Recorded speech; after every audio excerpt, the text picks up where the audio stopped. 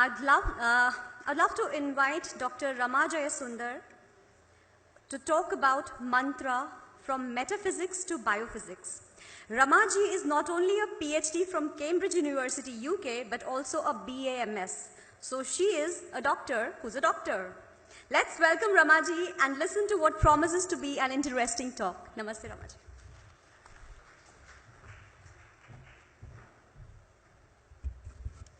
Can I have the first slide? So it's a great honor for me to be here at the first Indic Thoughts Festival, and I thank the organizers for the invite. Mananat Trayate iti mantraha, so goes the definition. And the translation is that which protects because of repeated utterance. Next one.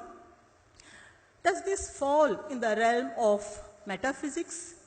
Is it going to open the doors to different levels of awareness and reality? Next one. Or is it squarely in the domain of biophysics, affecting changes at both the physical and physiological level? Next one.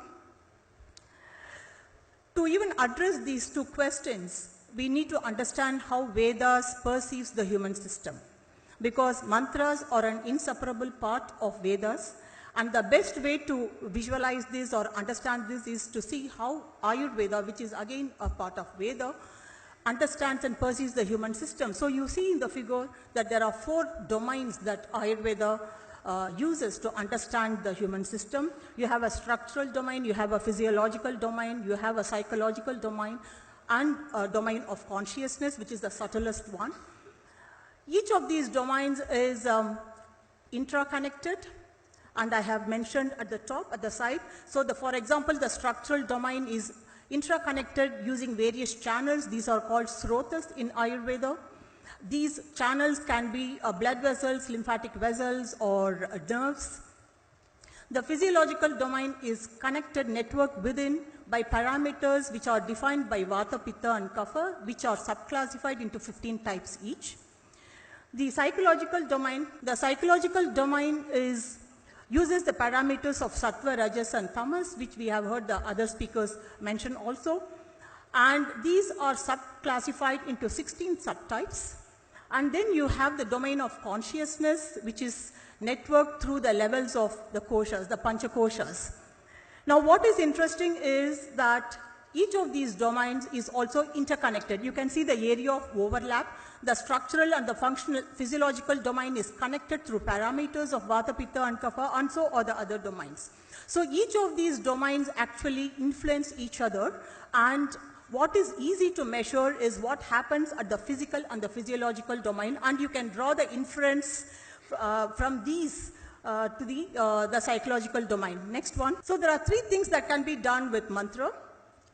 One can read the mantra, one can chant it, or one can meditate upon. Each of these 3 activities is going to cause different changes in the brain. Let's see what modern science has got to offer to measure these changes. Next one.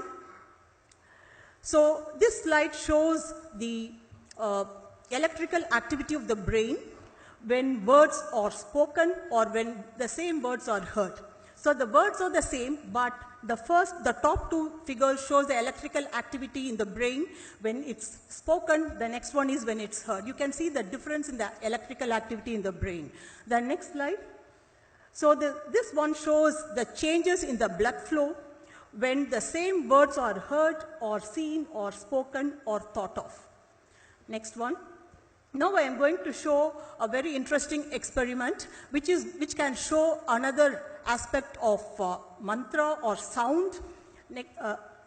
Give a click, please. So this is an inverted speaker, and now we are going to fill it with water, and then you can switch the music on. It can be any music, it can be a sound, it can be a swara or a note. Next one. And with proper lighting, you will see a picture like this. So this is called cymatic photography, and which helps visualize representation of visual representation of sound energy or the vibrational energy. Next one. I'm going to show you some interesting patterns which have been affected by different swaras and sounds. So the pioneers of this cymatic photography is the German physicist Ernst Schladny, And he was also father of acoustics, and the Swiss physician and scientist Hans Jenny. Next one. So this slide shows the experiments which were conducted in the early stages of cinematography.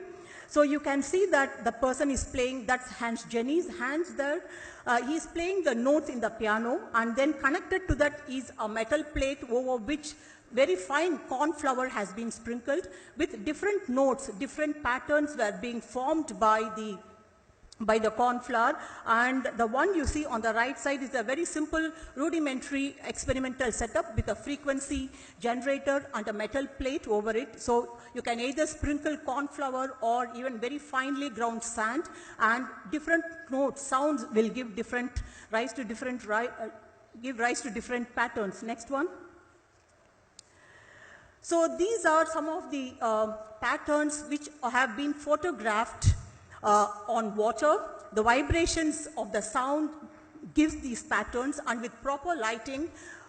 So this has been done by a sound engineer. So you can see the beautiful patterns from, these are all notes from the piano. Next one. So this one gives a full range of patterns, visual patterns that can be captured with proper lighting on water. Next one. So the one on the left side is a pattern that's formed in water when a 40 hertz sine wave is given to the water. And the next one is a 52.8 hertz vibration which can be captured on the water. Next one. Now this is a vibration of a 27 hertz sine wave in a 54 millimeter cup of water, and the next slide is a very interesting superposition of these vibrations, which is visual representation of that sine wave on the MR image. So what you see on the left side is a MR image of, it's the axial section of brain. You can see the eyes and the nose and the gray matter and the white matter. And the vibrations which have resulted from the 27 hertz sine wave has been superimposed on the MR image. You can wonder about the rationale between, for this superimposition. It's simple, our body is made up of 80% water, and the brain also is made up of 80% water, and the vibrations that you can capture in a cup of water can be captured, would occur in the brain as well. Also there would be some attenuation because of the viscosity of the tissues. And you can see that the center part of that pattern is coinciding with the pineal gland. So traditionally we say that the pineal gland represents the third eye according to the Hindus. Next one. Now I'm going to shift gear a bit and go on to some studies that I have carried out on the effect of mantra. So just a very brief introduction to the technique I have used, because I think it's important to understand the parameter that's being measured. So this magnetic resonance spectroscopy studies the magnetic properties of the nucleus. So we all know that any physical structure is made up of atoms and molecules, and atoms are made up of protons and neutrons which are in the nucleus, and then the electrons. So the technique actually looks at the subatomic, the magnetic field associated with the subatomic particle. Next. So any charged particle in motion is going to have a magnetic field associated with it. It can be a linear motion or a rotational motion or a spinning motion. You saw that motion of the protons there. So it spins on its own axis just like Earth spins on its own axis. And because it's a charged particle, it's going to have a magnetic field associated with it. And it is, next one, it is this magnetic field occurring associated with the nucleus that is measured in magnetic resonance spectroscopy. It can give information from molecules to the level of organs. Next one. So for my study, I chose Gayatri Mantra because it's considered the most potent and powerful mantra. Next one. And Gayantam Trayate iti Gayatri, that which protects those who repeat and meditate upon it. There are so many attributes to what Gayatri Mantra can do. I'm not going into the details. I am sure that most of you would know the kind of the importance and power of Gayatri Mantra. Next one. So this is the protocol I used. The study was for a period of 9 months. The first 3 months, so there were about 30 volunteers. They were divided into groups of 10 each. The first group recited Gayatri Mantra in Sanskrit, Gayatri Mantra as it is. The second group recited that English translation. The third group did not. There was no chanting, there was no reciting any mantra. So all these volunteers who recited Gayatri Mantra, they used to get up at 2:30 or 3 in the morning, and they recited it for 108 times. And the volunteers who chanted it in English also did exactly the same thing. They used to get up at 2:30 or 3 in the morning and then recite it 108 times. So the first 3 months were baseline study, as you can see in the graph there. And then for the next 3 months, they were chanting, and then it was a follow-up period of 3 months, and every week MR spectrum was taken. Next one.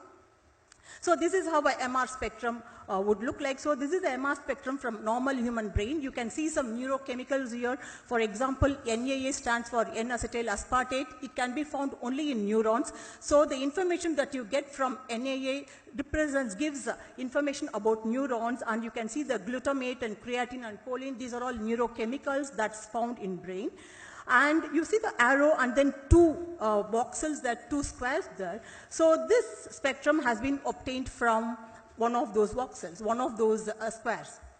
Now in this particular study, looking at the effect of Gayatri Mantra, what I had done is I had obtained spectrum from both the hemispheres. So there was spectrum from the left hemisphere, and that is the frontal part of the brain, which is involved in thought processes.